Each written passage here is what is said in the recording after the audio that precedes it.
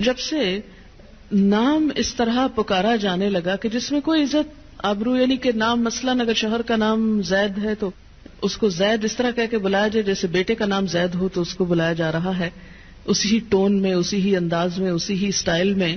تو یہ صرف نام پکارنا ہی نہیں ہے، یہ ایک رویے کا اظہار کر رہا ہے، ایک رجحان کی بات ہو رہی، ایک تعلق اور ایک انداز کی بات ہے جو ایک بلانے کے انداز سے لے کر پھر باقی سب معاملات میں ساتھ چلتی. تو اسی لیے ہماری نانیاں اور دادیاں جب کہتی تھی مننے کے ابا اور منی کے ابا اور اس کے، تو اگرچہ ہمیں بہت آکورڈ لگتا ہے وہ سب کچھ. پھر ایک جنریشن تو مننے کے ابا کہتی تھی، اگلی کہتی صاحب کا ساتھ نام لگاتی تھی، شوہر کے نام کے ساتھ صاحب. اب اگلی جنریشن نے صاحب بھی اڑا دیا، اور معلوم نہیں آئندہ کیا ہونے والا ہے. ہو سکتا ہے نک نیم سے پکارا جانے لگے، اور شاید پکارا بھی جاتا ہو. ٹھیک ہے، اگر آپس میں فرینکنیس ہے تو کوئی حرج نہیں نام لینے میں. آپ کو پتا ہے کہ حضرت عائشہ جب حضور سے ناراض ہوتی تھی تو کیا کہتی تھی، کیسے پکارتی تھی ان کو؟ صحیح حدیث کے الفاظ مجھے یاد نہیں. آپ صلی اللہ علیہ وسلم نے ایک دفعہ فرمایا کہ عائشہ جب تم مجھ سے ناراض ہوتی تو مجھے پتا چل جاتا ہے، کیونکہ تم کہتی ہو ابراہیم کے رب کی قسم. یہ کہنے کی بجائے کہ محمد کے رب کی قسم کہتے ابراہیم کے رب کی قسم، یعنی پھر تم میرا نام لینے کی بجائے حضرت ابراہیم کا نام لے. تو یہ ہے کہ نام لینے میں حرج نہیں، کوئی حرج نہیں اگر نام سے پکارا جا رہا ہے، لیکن تو اور تم نہ کہیں. عام لوگوں کے ساتھ بھی بات کرتے ہوئے ہمارے اندر ڈیسنسی ختم ہوتی جا رہی ہے.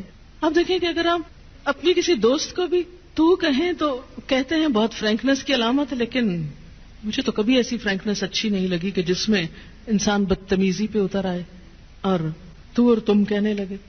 جو عزت آپ میں ہے اور ہمارے کلچر کا بھی ایک تھوڑا سا حصہ ہے کہ اس میں لفظ انگریزی میں تو یو ہی ہے، ایک ہی بیچارہ، لیکن اردو میں الحمدللہ رچ ہے اردو اس سینس میں، تو بھی ہے، تم بھی ہے، آپ بھی ہے. تو ایک اچھے لفظ کا انتخاب کر لے، اور جب اللہ نے ایک درجہ زیادہ دے دیا تو عزت کا لفظ بولنے میں نقصان کچھ بھی نہیں ہوگا.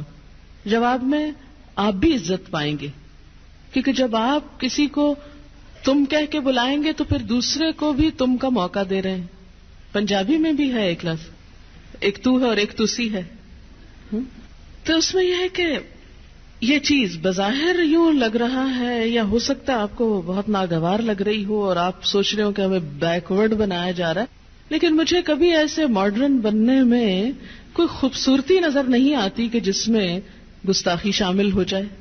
گستاخ ہونا ہی کیا ماڈرن ہونا ہے؟ کیا بدتمیزی کرنا ہی کانفیڈنس کا نام ہے؟